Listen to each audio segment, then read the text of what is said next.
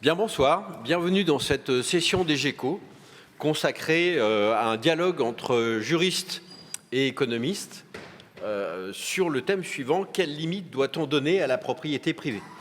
Alors je laisserai chacun de mes collègues, puisque nous sommes collègues, eux économistes et moi juristes, s'exprimer sur le sujet. Et puis vous savez que vous pouvez poser des questions. Je crois que vous avez le mode d'emploi à travers une petite tablette à travers laquelle on essayera de répondre. Je commencerai par passer la parole à notre collègue Alain Tranois, puis à notre collègue Delatte, et puis nous discuterons un petit peu tous les trois de manière improvisée. Je voudrais féliciter, je crois qu'il y a des lycéens et des étudiants qui sont là. Alors non pas que les plus âgés, les seniors ne sont pas les bienvenus, mais je suis content de voir qu'il y a des jeunes qui s'intéressent à ces sujets. Je vous en félicite, n'hésitez pas à poser vos questions. On essaiera de ne pas être ni trop technique, ni trop général. Nous avons 1 heure devant nous. Alors, le rôle du juriste, qu'est-ce que ça va être? Ça va être très simplement de poser le débat, en fait. Puisque la propriété est une notion économiste, je ne reviendrai pas sur cette célèbre phrase de Proudhon que vous avez probablement tous entendue. La propriété, c'est le vol.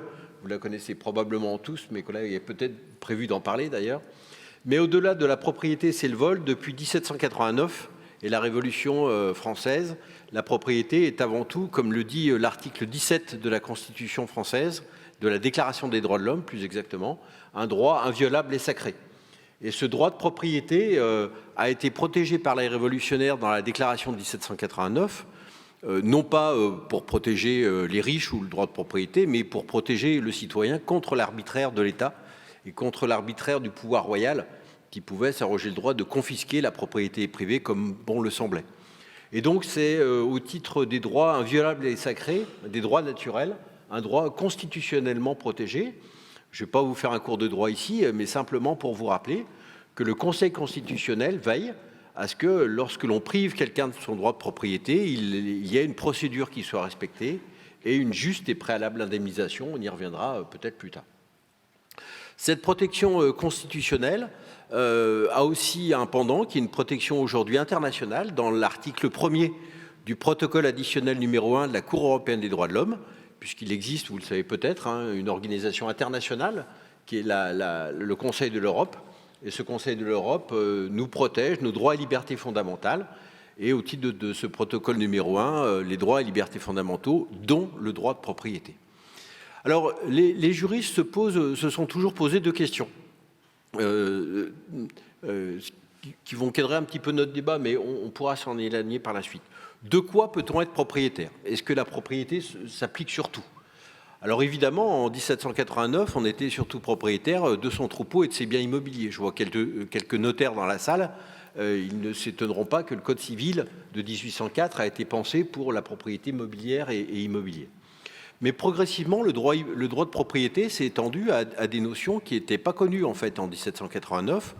Par exemple, aujourd'hui, les propriétés incorporelles, le brevet, le droit d'auteur, qui sont des droits sur lesquels en 1789 on ne pensait pas qu'on pouvait avoir un droit de propriété. Voilà. Donc, de quoi suis-je propriétaire? Sur quoi s'applique mon droit de propriété? Vous voyez des défilés réguliers de femmes qui disent « mais j'ai le droit à l'avortement parce que c'est mon corps ». Oui, mais sauf que juridiquement, on n'est pas propriétaire de son corps. Vous ne pouvez pas vendre un poumon, vous ne pouvez pas vendre un organe comme vous le souhaitez. Donc le droit de propriété ne s'applique pas à tout. Et puis, bien qu'inviolable et sacré, le droit de propriété connaît des limites. On ne peut pas tout faire. Et très brièvement, on reconnaît par exemple la possibilité pour une cause d'utilité publique d'être exproprié de son droit de propriété. J'ai besoin de construire une autoroute, un pont, c'est dans l'intérêt général, c'est dans l'intérêt supérieur. Eh bien, moyennant une procédure contradictoire dans le détail desquelles on ne rentrera pas, eh bien, vous pouvez être exproprié, comme c'était le cas des découvreurs de la grotte Chauvet, par exemple, moyennant une indemnité due par l'État. Voilà.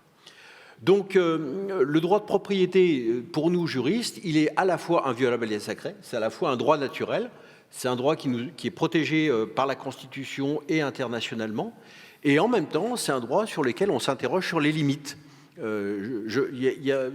Il y a une anecdote que connaissent probablement tous les étudiants de droit, qui est la notion d'abus du droit de propriété. Je vous résume très rapidement un arrêt de la Cour de cassation.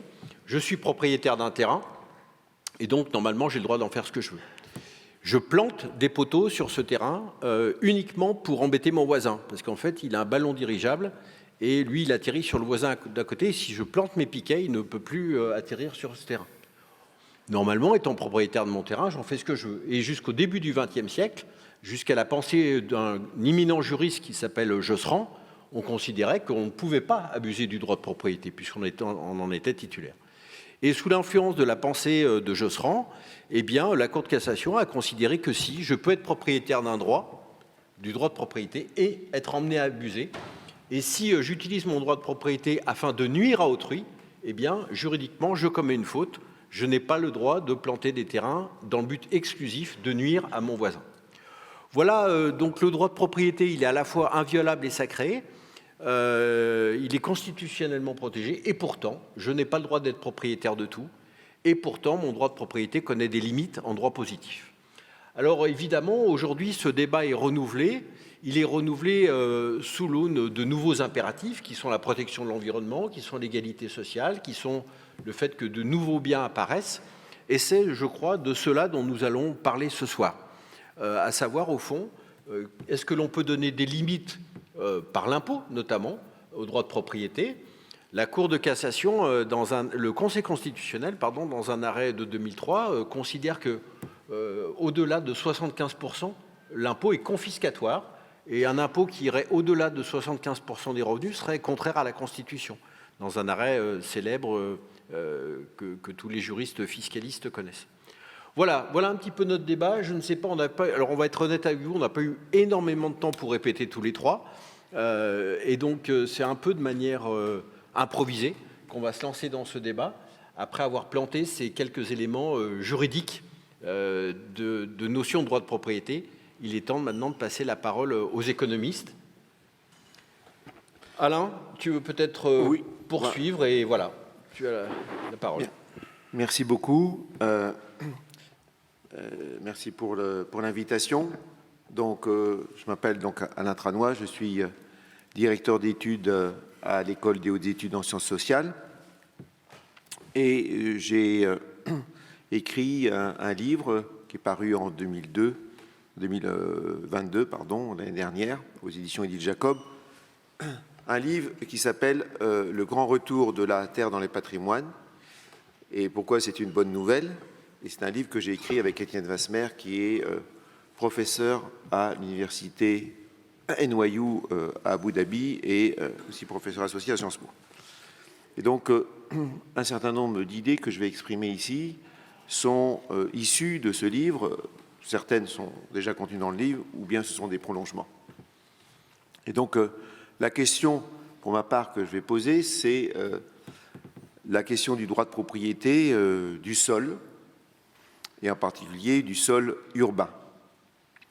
Donc, la première chose qu'il faut peut-être indiquer, c'est qu'il y a une différence majeure entre le foncier et, je dirais, les autres biens qui sont produits, en particulier les biens comme une machine ou comme le bien comme du bâti. Quelle est la différence? Eh bien, cette différence, c'est que le sol n'a pas été produit.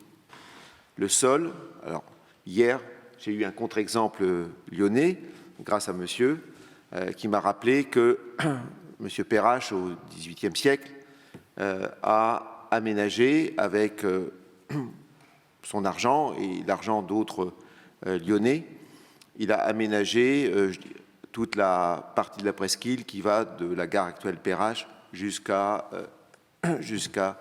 le confluent entre la Saône et le Rhône aujourd'hui, qui était, je crois, sans doute relativement marécageux.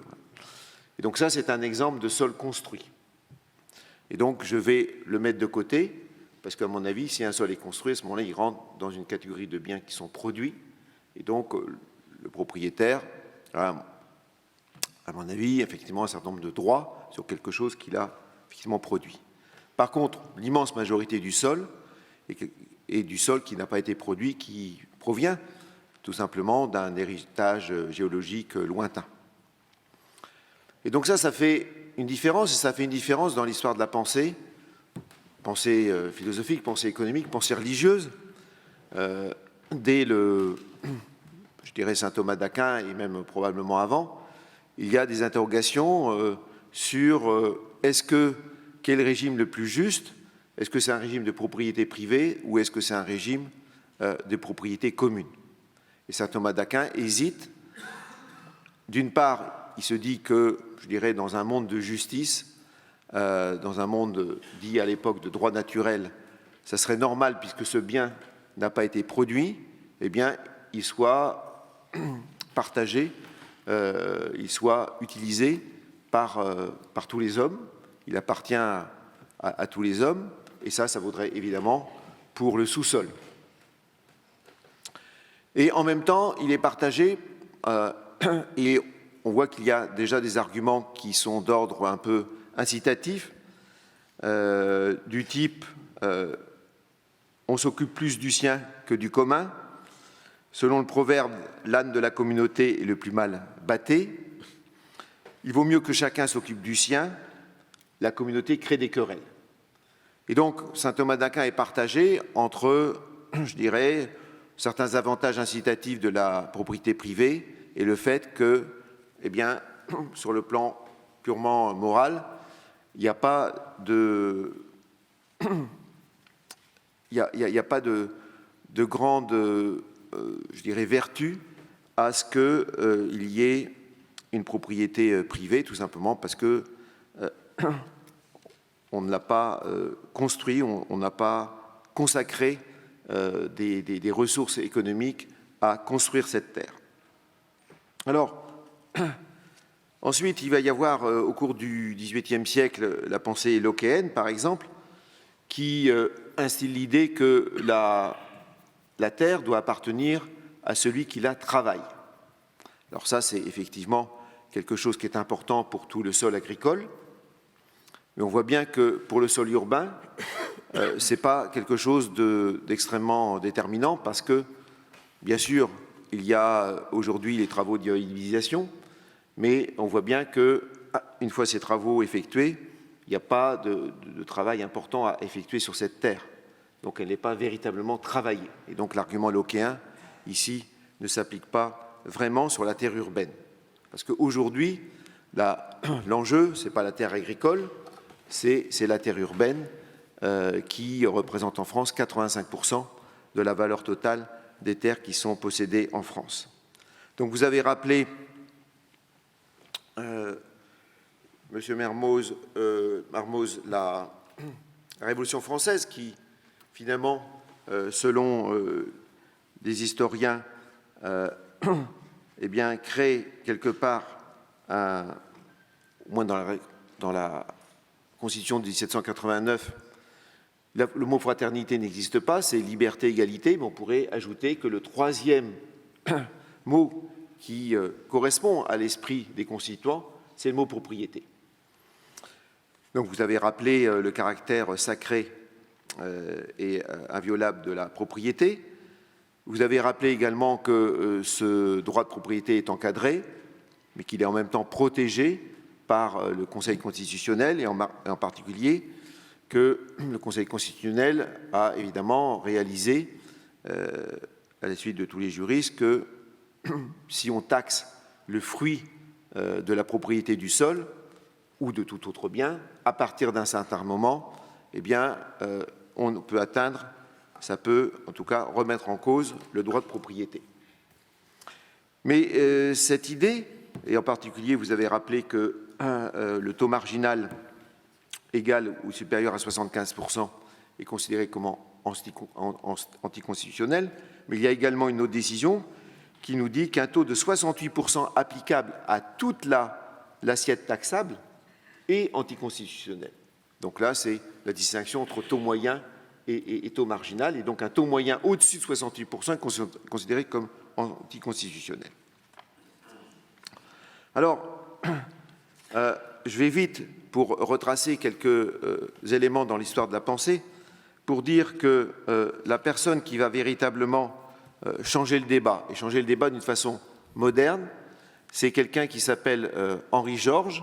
Henri Georges qui est un journaliste, un homme d'affaires, un homme politique américain vit au cours de la deuxième moitié du XIXe siècle. Et Henri Georges va être le premier à comprendre l'importance naissante de la rente urbaine. Henri Georges, il a travaillé à San Francisco, il a fait des affaires à San Francisco, il a fait faillite. Et il y a un passage fameux dans son livre qui s'appelle Progress and Poverty, qui est publié en 1879. Et dans ce livre, Henri Georges soutient l'idée que toutes les dépenses publiques pourraient être financées par un seul impôt sur la terre. Et cet impôt reviendrait à taxer à 100% les revenus fonciers, c'est-à-dire que le loyer que le propriétaire perçoit sur le sol, eh bien, ce loyer serait entièrement capté, serait entièrement imposé par l'État. Donc vous voyez que 100%, c'est évidemment plus fort que les 68% du Conseil constitutionnel. Alors pourquoi Henri Georges pense que la propriété privée urbaine peut provoquer la pauvreté, puisque son livre s'appelle Progress and Poverty.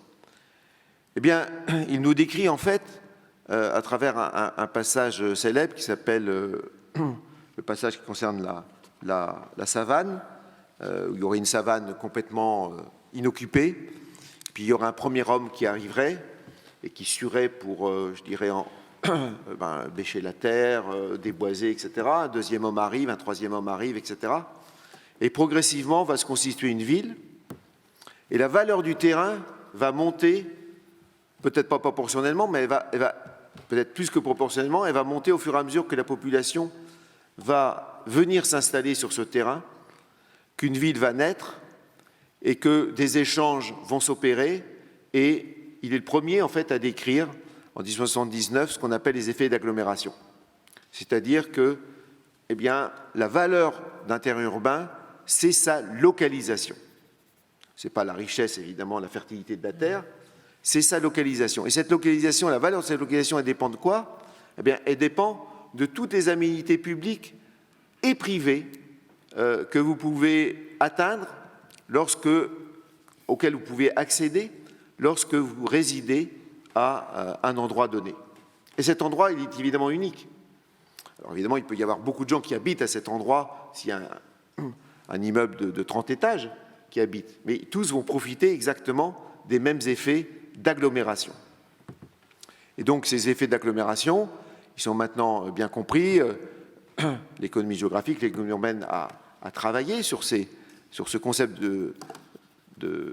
d'effet d'agglomération. Ils ont travaillé pratiquement un siècle après. Donc Henri Georges, de ce point de vue-là, a été un économiste important, le fait de réaliser l'importance de ces effets d'agglomération qui font la valeur du terrain urbain. Mais il y a un passage que je vais vous lire d'Henri Georges qui dit pourquoi eh bien, cet enrichissement lié à la terre urbaine n'est quelque part pas moral. Le premier propriétaire, celui qui a le premier défriché, il peut s'être couché et avoir dormi pendant longtemps. Pourtant, il est riche, non pas de ce qu'il a fait, mais simplement de l'accroissement de la population. Donc c'est l'accroissement de la population, donc un effet purement externe, quelque chose qu'il ne peut pas contrôler, qui va faire que eh bien, la rente foncière, le loyer auquel il peut louer ce terrain, ou en tout cas le sol sur lequel est assis le logement, eh bien, va monter et va, je dirais, l'enrichir.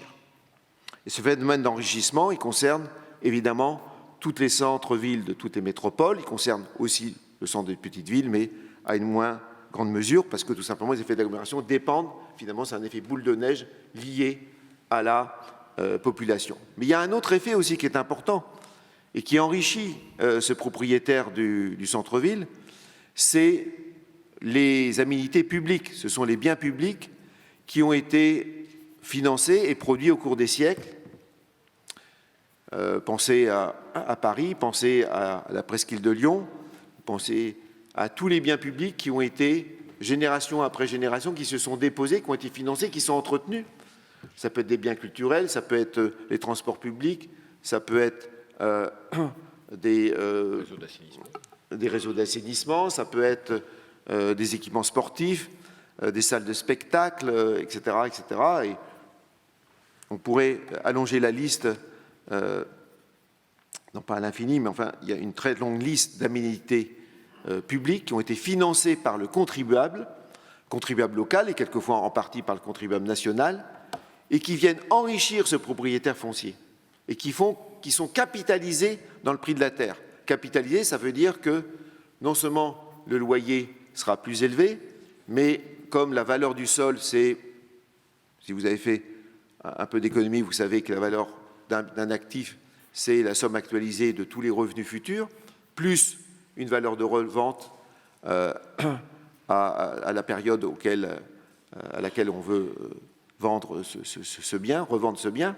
Eh bien, cette valeur accrue du terrain, due à toutes les possibilités offertes par les équipements collectifs, ça va se retrouver dans une valeur additionnelle du sol. Et donc, il est quelque part, effectivement, juste qu'il y a quelque part un retour pour la collectivité. Il est quelque part juste qu'une partie de cette valeur qui a été créée par cette même collectivité, eh bien, retourne à la puissance publique locale, à celui qui l'a financée.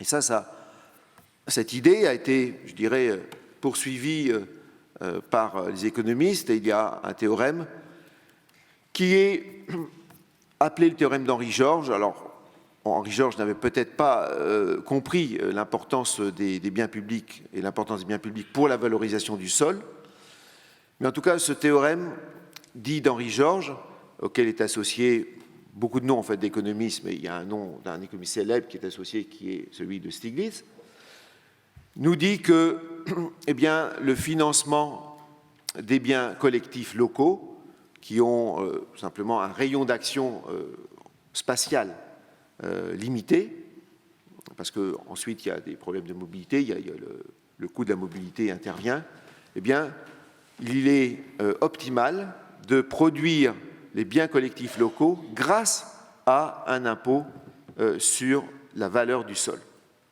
Donc, vous voyez que cette pensée économique a, je dirais, creusé le sillon georgien pour dire qu'effectivement, l'idée d'Henri George de taxer le sol urbain était une bonne idée, non seulement sur le plan peut-être de la justice sociale, mais là, il n'y a pas évidemment que les économistes, les juristes, les philosophes, les sociologues, tous les spécialistes, évidemment les hommes politiques et tout citoyen a quelque chose à dire là-dessus.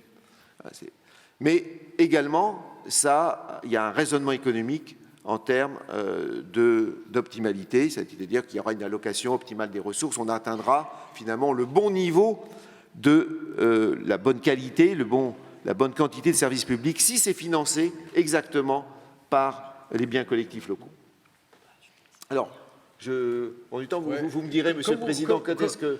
Comme vous voulez, on peut peut-être... Alors, vous avez fini une première partie ou non, peut-être scinder, puis laisser notre collègue répondre, et puis... Très bien, je vais arrêter là. Voilà. Pardon, mais...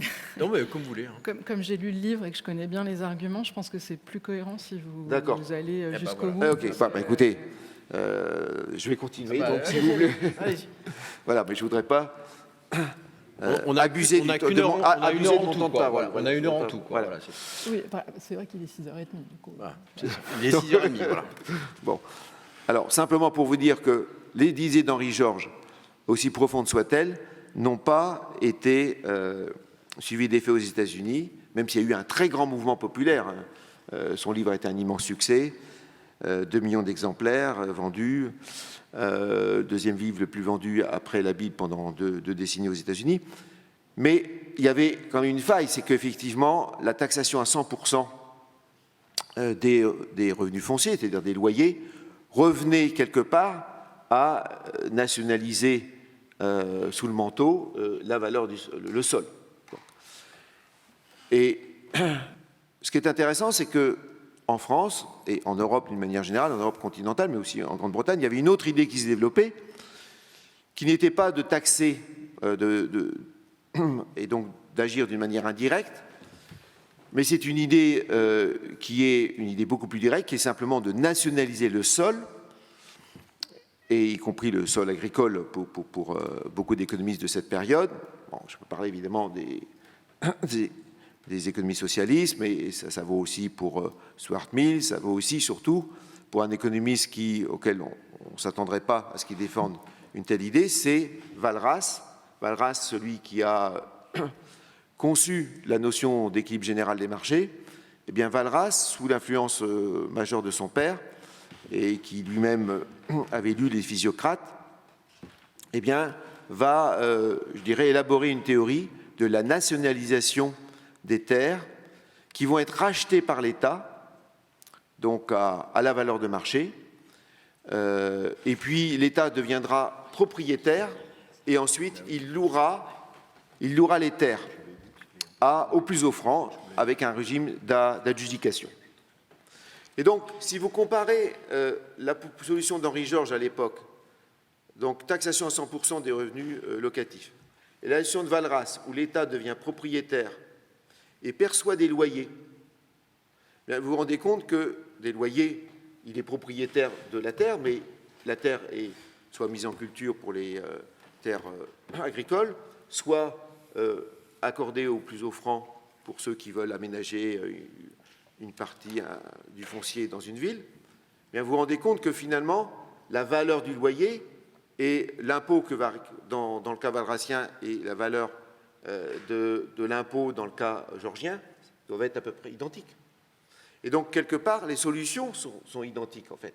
Quelque part, il y a simplement le propriétaire nominal qui change, mais vous avez une solution identique sur le plan économique. Et celui qui va réaliser ça, c'est un disciple d'Henri Georges, mais relativement lointain, mais lui, considéré par ses pairs comme un grand économiste, et encore aujourd'hui, qui s'appelle Harold Holting, qui est connu par tous les étudiants d'économie. Il y a beaucoup d'étudiants d'économie ici. Vous connaissez Harold Holting? Non. Bon, écoutez, demandez à vos professeurs, bon, c'est important. Mais simplement, Harold Holting va dire, ben, les deux solutions, capter complètement la rente ou bien percevoir des loyers par une propriété publique, c'est la même solution. Et je développerai peut-être le fait que, effectivement, ces solutions ont été mises, en tout cas la solution walrasienne a été mise en application dans un certain nombre. Alors moi, j'aurais déjà plein de questions à vous poser, en fait, mais ce n'est pas l'objet. On va peut-être laisser notre collègue réagir ou compléter en fonction de... Et puis après, on verra. N'hésitez pas dans le public, je vous le redis, hein, je ne sais pas, il y a plein de jeunes. C'est aussi fait pour vous. Donc n'hésitez pas à poser des questions. Je ne suis pas sûr que vous situiez tous les époques et les rôles différents de John Locke, saint Thomas d'Aquin, Stuart Mill. Donc n'hésitez pas si vous avez des questions. Il n'y a pas de questions idiotes, hein, on est là tous pour apprendre. Donc n'hésitez pas à poser vos questions. Ok, merci beaucoup. Merci pour l'opportunité de discuter ici. Moi, je suis Anne-Laure Delatte, je suis chercheur au CNRS et rattachée à l'Université de Dauphine. Et je viens de publier un livre qui s'appelle « L'État droit dans le mur ». Alors, ce que je vous propose, c'est que je vais... en fait, Alain Tranois et moi, à la limite, avons le même diagnostic, mais pas la même solution. Et donc, je vous propose de revenir sur ce que Alain vient de dire, mais en termes hyper simples, la façon dont moi, je comprends les choses. Parce que j'ai lu son bouquin, qui est sorti il y a 1 an et demi et que je vous conseille fortement. Moi, ce que je comprends, et donc vous allez voir que je le dis de façon très différente de la façon dont vous le racontez, le diagnostic de donc Alain et Étienne Wasmer, son co-auteur, c'est de dire, finalement, comment est-ce que la France peut faire pour conserver le contrat social français qui repose sur une protection sociale très importante, sur des services publics importants, d'accord ? On est tous contents de ne pas payer de ne pas payer quand on vient prendre des cours. Par contre, les parents payent les impôts, évidemment. Mais justement, je vais y revenir. Mais de ne pas payer pour l'éducation, de ne pas payer pour l'hôpital public et même pour l'hôpital privé, parce qu'on est remboursé, et d'être largement protégé. Et comment est-ce qu'on fait pour garder ce système-là quand on est soumis à une concurrence internationale qui va complètement explosé dans les années 90, mais surtout au début des années 2000. Comment est-ce qu'on fait pour garder ça? Et vous avez vu, quand je vous ai dit université, j'ai dit, bah oui, mais il y a les parents qui payent derrière. En fait, la difficulté de la France et d'un système, d'un contrat social aussi généreux que le nôtre, c'est qu'on est inséré dans un monde dans lequel la plupart des pays n'ont pas le niveau de prélèvement qu'on a. Donc en fait, on paye à la fois beaucoup d'impôts, les ménages et les entreprises, et on paye aussi des cotisations sociales. Donc notre coût du travail, il est plus élevé, souvent, que la plupart de nos concurrents. Mais il y a une raison pour ça. La raison, c'est que notre contrat social depuis la fin de la Seconde Guerre mondiale, c'est d'être dans un pays qui nous protège. Et donc, la question, c'est alors comment est-ce qu'on fait pour exister? Il y a des gens qui font pas partie de cette table-là et qui vont vous dire, bah, en fait, le contrat social, il faut le grignoter. En fait, c'est trop généreux. On vit sur un truc qui est plus possible dans le monde actuel. J'ai l'impression qu'Alain n'est pas de ce côté-là. Et en revanche, il essaye de trouver une solution qui est, bah, puisqu'on a besoin de ces prélèvements obligatoires, vous voyez, de ces impôts, où est-ce qu'on peut aller les chercher? Qu'est-ce qu'on pourrait faire pour faire une révolution fiscale, en fait, pour essayer de changer ceux qui payent, en fait, ce sur quoi on finance toute cette protection.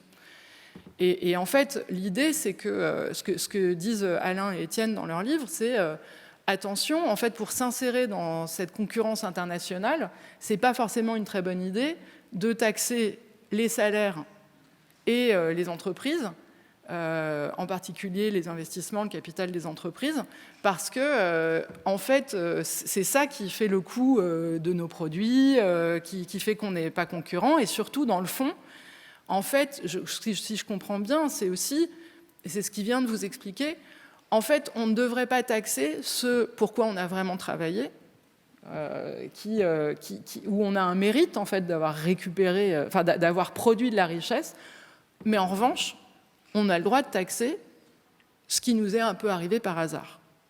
Je crois qu'on appelle ça shortfall. Non, enfin, en anglais, c'est ce qui vous tombe du ciel. C'est ça, hein, ouais. Et j'ai l'impression que c'est ça l'idée, c'est que, bon, ce que vient de vous expliquer Alain, c'est que finalement, et la conclusion de leur livre, enfin, c'est pas la conclusion physique, c'est dans le sens, tous les résultats, tout ça, ça amène sur l'idée que, ben, finalement, si on a besoin de prélever beaucoup d'argent, est-ce que ce serait pas une bonne idée de le prélever sur la terre, sur le foncier, qui, il se trouve, prend de la valeur sans que vous n'y ayez contribué.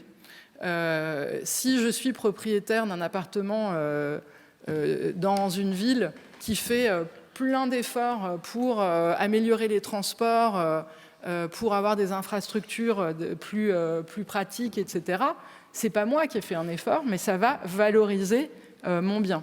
Donc typiquement, si vous êtes à côté d'une bonne école, si vous êtes à côté du métro, tout ça, c'est des choses qui vont valoriser votre bien. Et donc ce que nous disent Alain Tranois et Étienne Weissmer, c'est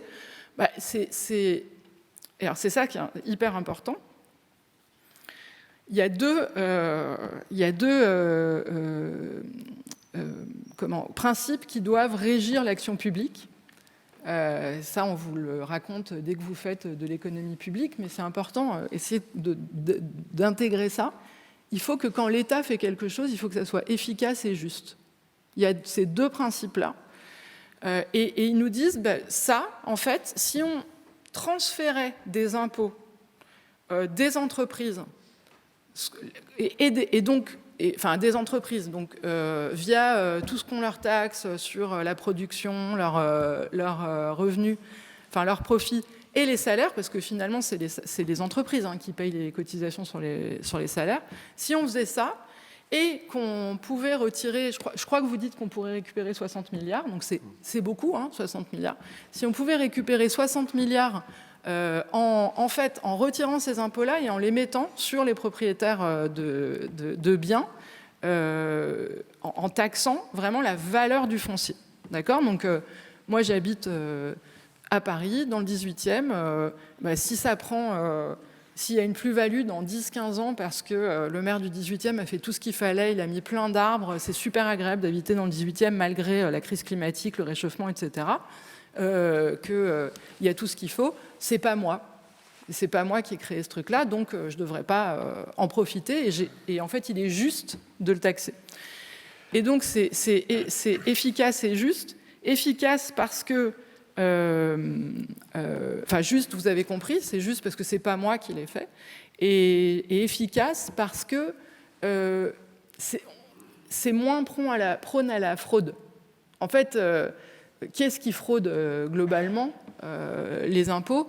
C'est tout ce qu'on peut cacher de l'État, et donc c'est essentiellement du capital mobile. C'est ce que vous pouvez aller mettre au Luxembourg, dans les Caïmans.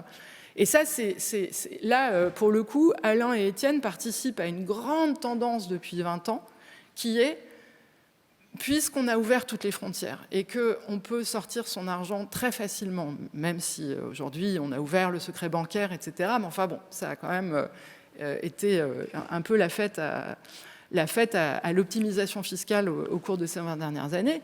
Puisqu'on peut faire ça, en fait, pour être efficace, il faut taxer ce qui est immobile. Et donc, ce qui est immobile, vous pouvez beaucoup moins frauder sur le foncier que sur des actions que vous pouvez aller mettre ailleurs. Alors, merci pour cet éclairage. Excusez-moi. Non, et puis surtout, il me semble qu'il y a un tout petit déséquilibre de temps, là, donc je vais reprendre... Moi, je trouve que je vous ai fait le résumé de ce que vient de nous dire Alain dans mes termes à moi, et je trouve que c'est un bon diagnostic. En revanche, moi, j'arrive pas aux mêmes conclusions. Et les questions que j'ai envie de poser et que j'ai envie de poser à Alain, et moi j'ai quelques réponses dans mon bouquin, c'est d'abord sur l'efficacité. Est-ce qu'on est sûr qu'on peut complètement échapper à la fraude, même si probablement vous avez raison, hein, sur l'immobilier c'est plus facile, mais il y a toujours une possibilité, il me semble, de créer des SCI, d'échapper. Enfin, il y a toujours des schémas fiscaux qui vous permettent d'échapper à ce genre de choses. Et au-delà, en fait, il y a un vrai enjeu sur les ultra-riches et les gens qui vont être capables d'avoir des propriétés à l'étranger, à New York, à Londres, etc., et qui ne seront pas taxés au même niveau que ceux qui ne peuvent pas. Donc, sur l'efficacité et l'absence de possibilité de fraude, on peut probablement se poser la question. Et après, moi, c'est plutôt sur la justice que je voudrais interroger ces résultats et ces conclusions. En réalité, on part donc du principe qu'il faut transférer une partie des recettes fiscales des entreprises vers ceux qui ne produisent pas. Mais est-ce qu'on est sûr que les entreprises produisent vraiment de la richesse ? En fait, est-ce que toutes les entreprises sont dans une situation où tout ce qu'elles créent, toute leur valeur ajoutée, c'est le fruit d'un effort et pas du shortfall, comme tout à l'heure, c'est pas tombé du ciel. Pas complètement. En fait, si vous êtes en situation de non-concurrence, si vous êtes dans une situation où vous pouvez à peu près fixer vos prix comme vous voulez parce que vous avez très peu de concurrence. Et il y a des secteurs qui sont comme ça. Alors, il n'y a pas de raison de les aider, ceux-là. Il n'y a pas de raison de ne pas les taxer. C'est-à-dire que ce que je voudrais juste introduire l'idée que taxer les entreprises, ce n'est pas forcément injuste et inefficace. Que si on part du principe qu'il faut taxer, à la limite, c'est juste de taxer ce qu'on n'a pas produit, alors remettons en question, réinterrogeons-nous sur qu'est-ce que les entreprises produisent et est-ce qu'elles sont toutes en situation vraiment de faire de la valeur ajoutée sur le pur produit de leur intelligence, des ressources humaines, etc. Il y a quelques grandes entreprises en France qui ne sont pas dans cette situation-là. Quelqu'un qui fait du transport maritime, il n'est pas du tout dans cette situation-là. Une grande entreprise française qui fait du transport maritime depuis quelques années et qui est capable de racheter la moitié du transport maritime international en Afrique, en Asie, parce qu'il a fait d'énormes profits depuis 2020, il n'est pas du tout dans cette situation-là. Notamment en 2020, en fait, quand le Covid a commencé et qu'on s'est retrouvé dans des ruptures de chaîne de valeur, il y a des sociétés qui en ont hyper profité. Vous voyez, qui n'ont pas créé de la valeur parce qu'elles faisaient quelque chose. Et alors, c'est pas forcément toujours le cas, mais je crois que c'est important de se dire, si on doit faire des transferts des entreprises vers les ménages, parce que c'est ça, en fait, concrètement, les propriétaires, il faut être sûr que si on le fait pour les bonnes raisons, à ce moment-là, on le fait du côté des entreprises de cette façon-là. Et donc, pour juste prendre encore 3 minutes, en fait, moi, j'ai écrit un bouquin il y a 6 mois que j'ai publié qui s'appelle « L'État droit dans le mur ». Attendez, je peux vous donner... Voilà. Je l'ai fait en anglais. Voilà, je vais faire un petit peu de pub. Où, justement, je me pose... En fait, j'ai le même diagnostic que Alain et Étienne, qui est... c'est vrai, comment est-ce qu'on fait pour faire partie de cette concurrence internationale et en même temps pour protéger notre modèle pour des raisons politiques. Ce n'est pas simplement économique, c'est que je pense que vous êtes pas mal à partager l'idée que si on remet en question ce contrat social, on va fragmenter la société, qu'on va avoir de plus en plus de polarisation, de violence, etc. Et donc, moi, je me suis posé les mêmes questions. Comment est-ce qu'on a réparti la charge fiscale entre les ménages et les entreprises ? Est-ce qu'on a fait payer plus les uns et les autres depuis 20 ans? Comment est-ce qu'on a financé notre système tout en essayant de rester concurrentiel? Et moi, mes conclusions, elles sont pour le coup pas exactement les mêmes, mais parce que je ne me pose pas exactement la même question. Hein. C'est pas qu'il y en a un qui a tort et l'autre qui a raison, c'est qu'on ne se pose pas les mêmes questions de la même façon. Moi, mes conclusions, c'est qu'en fait, le taux d'imposition des entreprises françaises, il a baissé considérablement depuis 2000.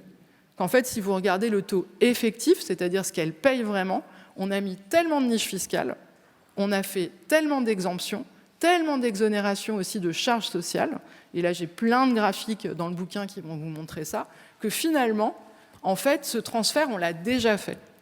Parce qu'il a fallu bien financer, continuer à financer. Donc on a augmenté les impôts des ménages et on a baissé au fur et à mesure les impôts des entreprises. Est-ce qu'on se porte mieux? Pas vraiment. Est-ce qu'on est capable de mieux s'intégrer dans la globalisation? Pas vraiment. Notre compte courant, il est toujours déficitaire et on n'est pas les champions de l'innovation.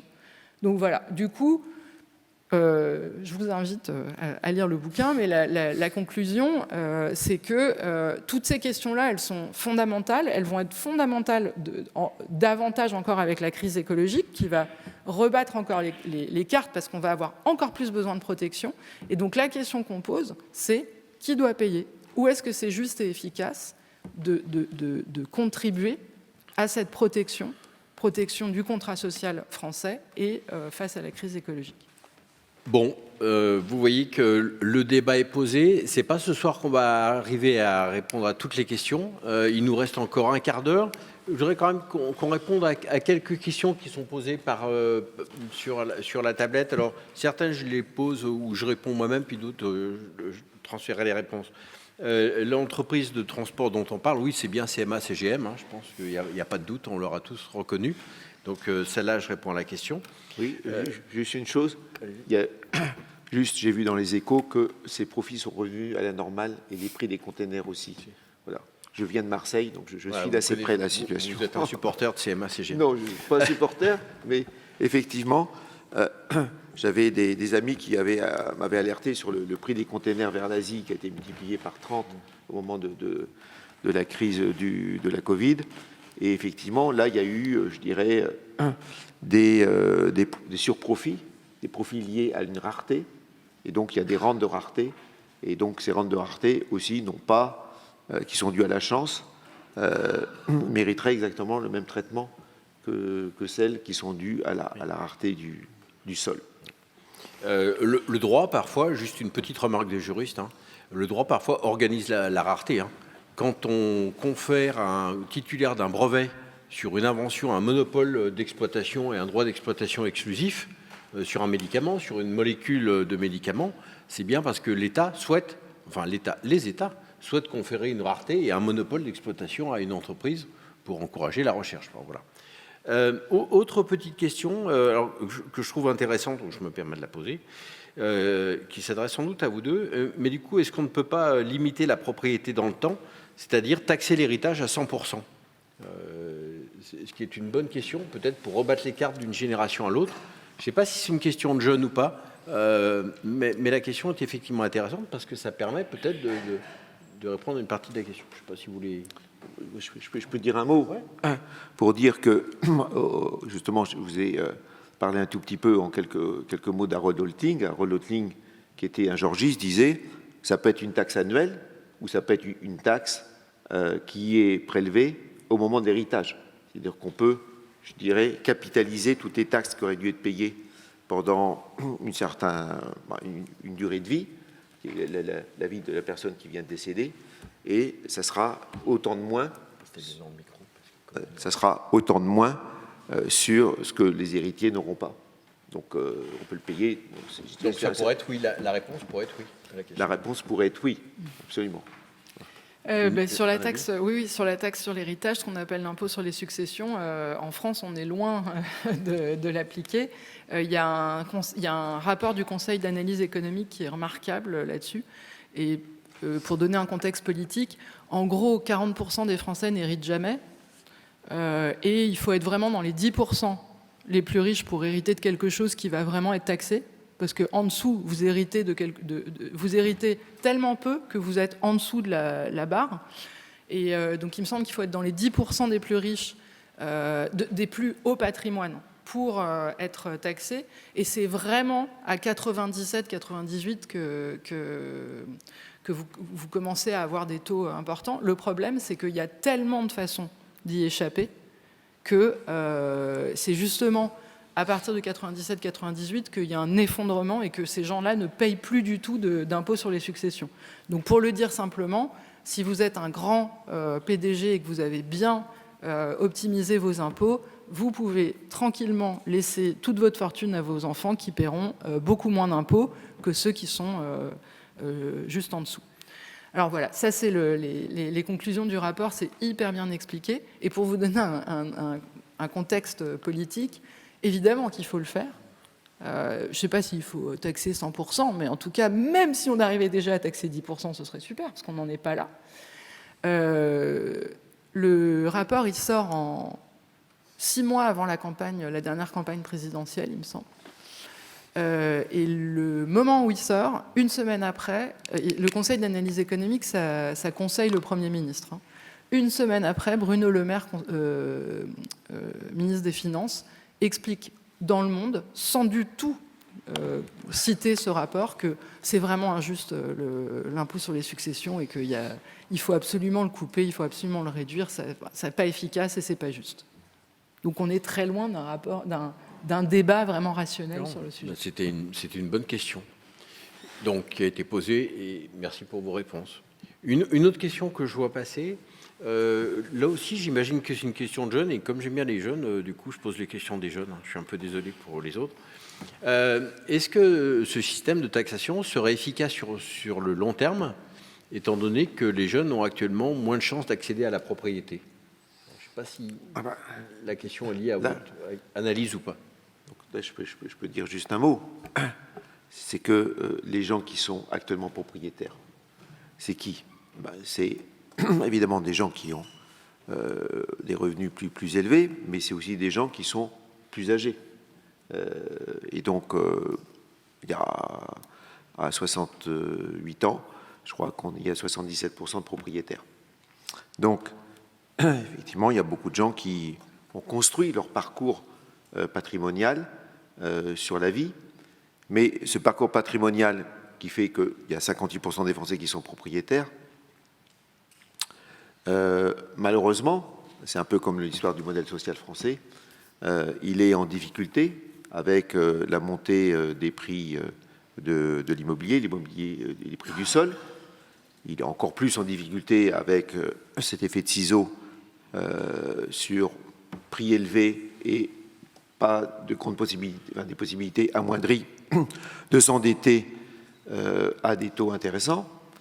Et donc, ce qui fait que, tout simplement, la jeune génération, la génération qui voudrait devenir primo-accédante, autour de 30 ans, eh bien, elle ne répond plus à l'appel simplement parce qu'elle n'a plus les moyens financiers. Et donc, je ne suis pas un partisan forcément de la propriété. Il y a des avantages à la location et des avantages à la propriété. Mais je constate simplement que ça fait partie des aspirations d'une grande majorité, d'une classe d'âge, de devenir à un moment donné propriétaire.